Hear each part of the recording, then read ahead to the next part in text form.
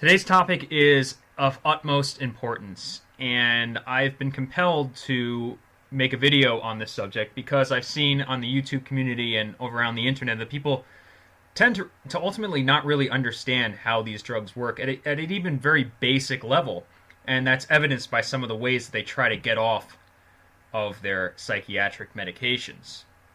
So I want to try to help the community. That's why I make these videos. I don't do this for my own, I don't do this to benefit only myself, or really, it's mostly selfless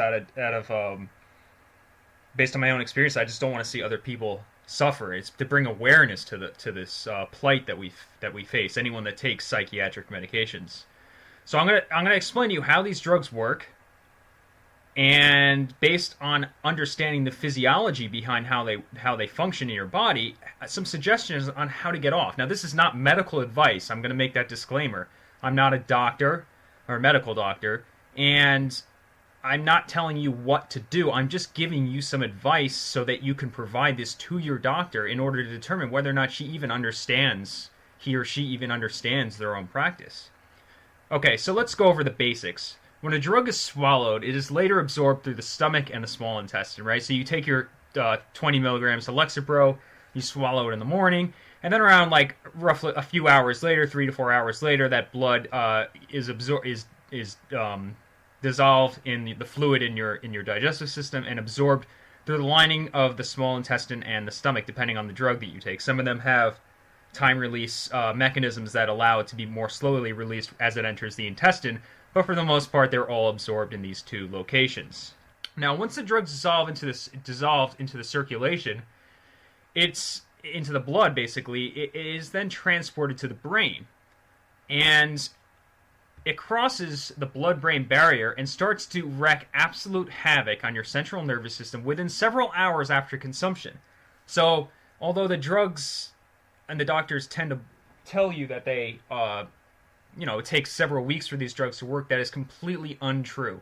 Within hours after consuming these drugs, they begin to have effects on the neurotransmitters in your brain.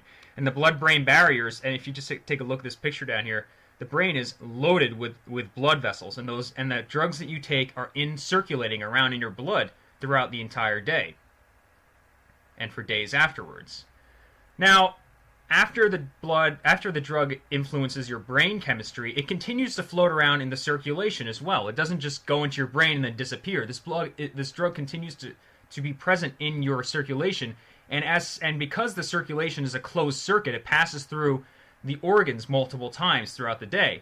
And one of those organs that it passes through is the liver. So the drug is treated as a toxin by the liver and then metabolized by enzymes, probably the P450 complex of enzymes, over time, and then the drug is basically, it goes from the drug and becomes an inactive version of the drug. It takes away one of the subgroups from the molecule and renders it ineffective at what it should be, and then it is excreted in the urine. And that's why you get when you get tested for if you apply for a government job, they test your urine, because you can actually tell what kind of drug someone's taking by what's present in their urine.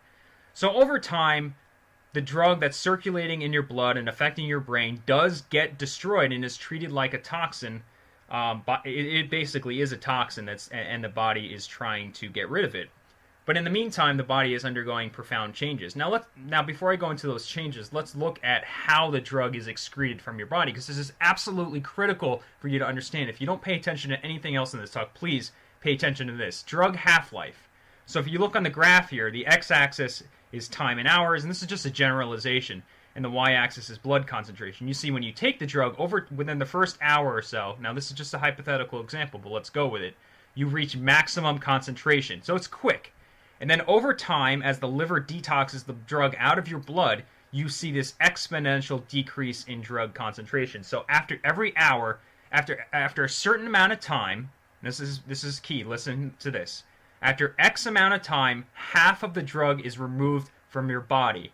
And whatever that time is relative to the drug that you take. So in this example, it's every hour. But for psych meds, let's take a look at the typical antidepressants. Now, these are all the generic names, but if you look at these drugs here, let's look. This duloxetine is Cymbalta, 12 hours. So it takes 12 hours from the time of absorption, from when you first absorb the drug, for half of the dose to be gone. Let's look at venlafaxine, that's Effexor, 10 hours. Paroxetine, that's Paxil, 21 hours. Fluvoxamine, 9 to 20 hours. This is a pretty common. Citalopram, 35 hours. Amitriptyline, 25 hours. And then if you look here down at the bottom, it's fluoxetine, that's Prozac. That has by far the longest half-life, 240 hours. That means it takes months for it to get out of your body. But for most of these drugs, now this isn't all of them, for most of them it's about 1 day. So it's important to understand that over time you build a steady state of quantity of this drug in your bloodstream. So as you can see on the graph on the left, as soon as you take the drug, you undergo half-life, and then the next day, at some point in the next day, you re-ingest the drug, and now your blood level spikes to a new level, decreases, then increases again, decreases, then increases. But over time, you build this steady state. And as you can see on the right-hand graph, you have that same effect. It decreases, increases, decreases, increases. So especially for these short half-life drugs, like Effexor and Cymbalta and Prestique and all those drugs, you're going through withdrawals before you take your next dose because the drug is so short in its half-life. And I honestly think it's very irresponsible for these drug companies to even release a drug that has a half-life of 12 hours. For comparison, heroin has a 12-hour half-life. So you're going through detox as you would if you were to take heroin when you're taking these drugs. So they have very short half-lives. So that has profound implications when it comes to getting off of these drugs. But let's go into the effects. So let's say you've been taking these drugs and now you have a steady state of let's say, Effexor in your blood. Well, in the short term, you experience euphoria. And you also have other side effects. You have constipation, you have nausea, etc., etc. As the synapse is flooded with serotonin. It's a massive flooding of serotonin. Some 80% of your serotonin reuptake is immediately inhibited. So you have a huge amount of serotonin rapidly. Within just 1 day, all of a sudden you have this change. And in addition to that, other neurotransmitters are also flooding their synapses. So if you look at this graph, look at this image here, serotonin is released, it's flooding the synapse, but SSRIs are blocking the reuptake. So the synapse is flooding with serotonin, and as a result, the postsynaptic membrane has a massive increase in cell signaling. The brain does not like this. This is a warning sign to the brain. The brain and the central nervous system go in panic mode when they see this. They do not say, oh, okay, let's keep going like this. No, because too high of stimulation can lead to all sorts of bad things, ranging from cell death to heart attacks to all sorts of bad things. For example, one bad thing that can happen if you have too much serotonin, if your body reacts too profoundly to these drugs, is serotonin syndrome, which can cause death. So the body immediately begins to compensate for this increase in serotonin. And it takes some time for these compensations to take effect. So after a week or two, your neurons are undergo long-term physical, structural changes. By both, one, by downregulating receptors, and two, these are the main ways, there's other ways as well, and two, by changing the shape of the cells themselves. For example, when you change the shape of the cells, the dendrites throughout the entire brain may change shape, twist around to accommodate new cellular activity. So here you have one neuron out of billions that you have in your brain. These are the dendrites right here, those ones that are shaded in purple. And over time, because the way the brain is now that you have a whole bunch of new cellular activity, neurotransmitters are changing the way that they're functioning, the brain is trying very desperately to cope for this toxic effect from the psychiatric medications. And what it does is it literally twists and changes the physical shape of the neurons in your brain. And there's actually a study that has proven that. This is the most common way. This is how most drugs work, the receptor downregulation, and it also works with SSRIs. So receptors downregulated throughout the entire nervous system, not just in the brain, anywhere where 5-HT neurons or serotonin neurons are present. And this is also true for the neurons that these drugs affect inadvertently, like norepinephrine and acetylcholine. Anyway, the receptors are literally destroyed by cell lysosomes. So there's usually millions of these like proteins you see up on the top, that blue thing, that's a protein, and the cell purposely destroys these proteins because it wants to reduce cell signaling. It doesn't like all that serotonin in the synapse. It needs to reduce cell signaling to protect itself. So it does this rather rapidly. Within a couple of weeks, a number of the receptors are downregulated so that normal cell signaling is returned to baseline. Now, there are downstream unintended consequences that also occur when you take antidepressants. So those two I showed are just the immediate effects, but the brain is in crisis mode. It is being affected profoundly by all directions. One way is hormonal changes in estrogen, testosterone, cortisol, aldosterone, growth hormone, etc., etc. They all in turn affect numerous cellular processes in nearly every single part of the body, from the genitals to the feet to the eyes to the liver to the stomach to the kidney to the brain to the way you sweat to your appetite. Everything is suddenly changing because the body is in panic mode because of this toxin that has been introduced. Other neurotransmitters such as dopamine, acetylcholine, norepinephrine are also altered, changing numerous processes throughout the body and changing the neuronal structures accordingly. So a lot of changes are suddenly occurring. Antidepressants strongly influence most hormones. Now, this is not very well understood, and I would be honestly surprised if your doctor acknowledged this as a fact, but it's true. Researchers understand this. And it does this by acting on the hypothalamus-pituitary axis, among others, especially the... okay, so let's look at this. So serotonin neurons in the hypothalamus axis. So studies have shown that the serotonin system and the limbic hypothalamic pituitary adrenal axis are linked in a variety of ways. Uh-oh. Well, that's not good, is it? No, it's absolutely terrible. The consequences are profound. So anyway, you have... I'm not going to go over every little detail of this figure, but the purpose is to show you that the raphe nucleus and the serotonin neurons all interact with the endocrine system. The central nervous system and the endocrine system are intrinsically linked. You can't just increase serotonin and not influence hormones. That's not how the body works. You don't just throw a magic bullet into your brain and expect serotonin to be increased and get rid of depression without dramatically affecting every other part of the body. So let's take a look. Antidepressants and other psych meds too, the antipsychotics are particularly known for this, but basically any drug you take affects the hormones. So they affect most hormones in the body. It doesn't just affect one. It doesn't just change your thyroid hormone. It changes absolutely everything about you. Now let's just take a look at this. So it affects the trophic hormones, the hormones that are then released and affect the individual endocrine glands downstream. So this is just some of the trophic: ACTH, THS, LH, FSH, PRL, growth hormone, and it affects all these organs.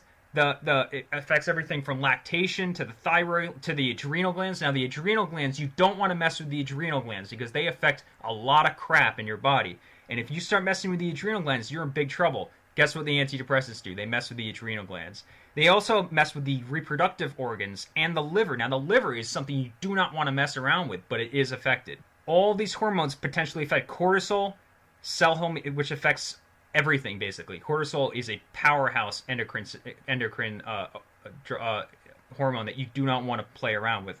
Another one are the thyroid hormones. You do not want to mess with these hormones, but antidepressants and other psych meds do in profound ways too. Testosterone inhibits spermagenesis, and estradiol, progesterone, and all sorts of other things affect ovulation. So these drugs are a complete mess. Oh, but that's not all. Most antidepressants both directly and indirectly influence at least these 4 major neurotransmitters. Not only serotonin, but also dopamine, norepinephrine, and acetylcholine. Now, I need to caveat here by saying, yes, I know that drugs like Effexor affect norepinephrine more strongly than serotonin. But even drugs like Paxil, which mostly affect serotonin, affect all these other four hormones, neurotransmitters as well. Let's see what that might do. Well, serotonin, dopamine, and norepinephrine and acetylcholine affect every single area of the brain. So let's look at this. Dopamine, these are the neurons that proceed throughout the brain. These are actually long fibrous cells that extend throughout the brain. As you can see, dopamine, you know, if you just take something like cocaine, which affects dopamine very profoundly, it's going to affect the whole frontal lobe of the brain. But antidepressants also affect dopamine in downstream ways, and so it affects these brain regions as well.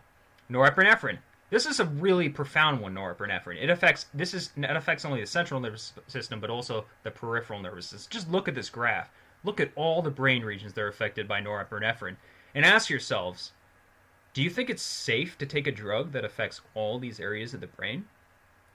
Let's look at another one. Serotonin. Now this is the serotonin, right? Now look at how those neurotransmitters, look at how these neurons affect every single part of the brain, from the brainstem up to the upper brain, down to the medulla oblongata, the whole entire brain, the emotions, the instincts, the conscious thought, self-reflection, everything is being affected. Let's look at acetylcholine. Now this is another major drug. It's called if you ever hear the term cholinergic or anticholinergic, that's acetylcholine. And now antidepressants definitely affect acetylcholine. This isn't a question. This is definite. Look at all the areas of the brain that these neurons project to. A lot. So this is just what here's a small fraction of the functions that just serotonin alone affects. It's not just depression. The chemical imbalance theory is complete bogus nonsense. It's been disproved for 30 plus years. Just look at all the effects. Addiction, aggression, anxiety, appetite, autoreceptor, blood pressure, cardiovascular function, emesis, heart rate, impulsivity, memory, mood, nausea, nociception, penile erection, pupil dilation, respiration, sexual behavior, sleep, sociability, thermoregulation, vasoconstriction, cardiovascular function, GI motility. I could go on and on. That's just serotonin.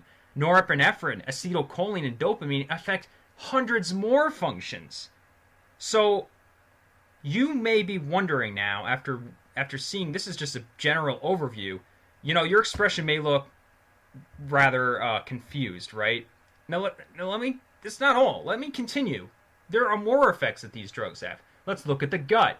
The gut is actually where most of the serotonin in the body is produced. Serotonin 5-HT in the human gut affects intestinal transit, colon tone. So basically what that means is constipation is quite common because the enteric nervous system is controlled by release of serotonin. So although the drug companies market to you saying, oh, serotonin actually just affects mood. No, it actually affects mostly your gut and all sorts of other parts of your brain. Mood is just one thousandth of what serotonin affects. The other 999 functions are also affected. So a secretion of hormones. I mean, it's absurd how many effects that the GI tract, how many effects serotonin has in the GI tract. So is it any wonder why people are chronically constipated? They can't. Their appetite changes. They're gaining weight. They're eating things that you don't usually eat, or they start starving themselves and becoming anorexic. No, it's not really any small wonder. Oh, and it also affects all of the sensory nerves in your body. What does that mean? Oh, well, I mean all the nerves that you basically use to communicate with the world and communicate with your loved ones. The C fibers that affect the sensory touch and your genitalia and your face and everything. Basically everything you use to perceive the world. Your eyes too. The sensory neurons in your eyes are also, the optic nerves are also affected by serotonin, norepinephrine, acetylcholine, especially norepinephrine and acetylcholine. And the autonomic nervous system, which controls virtually every single part of your entire body, is profoundly affected by antidepressants and other psychiatric medications. Just look at this is a basic fight and flight response picture, but just look at all the organ systems that are affected by that stupid little pill that we take in the morning. Well, I don't take them anymore, but some people take. Everything. It affects everything, people. The norepinephrine and acetylcholine that are downstream affected by antidepressants affect every single part of your entire body, especially the functions that are required to live. If you look in your packet on the side effects of antidepressants, you'll see cardiovascular, like heart attack and stuff like that. How is that even possible? Well, it's possible because, look, heartbeat is controlled by the parasympathetic and sympathetic neurons. What neurotransmitter controls heartbeat? Oh, norepinephrine and acetylcholine. And if something just happens to go wrong, if you're somebody that just doesn't have as much of the hormone the enzyme that breaks down the drug in your liver and reduces the blood concentration over time, you can have a more profound effect. And the amount of enzyme that people have to break down these drugs is highly variable. But they're giving standard doses to people, just assuming everyone's the same, which just profoundly demonstrates their ignorance. So this is my expression. I mean, these drugs are fucked up. It's incredible. It's astounding. The question you should be asking yourself is, what the fuck?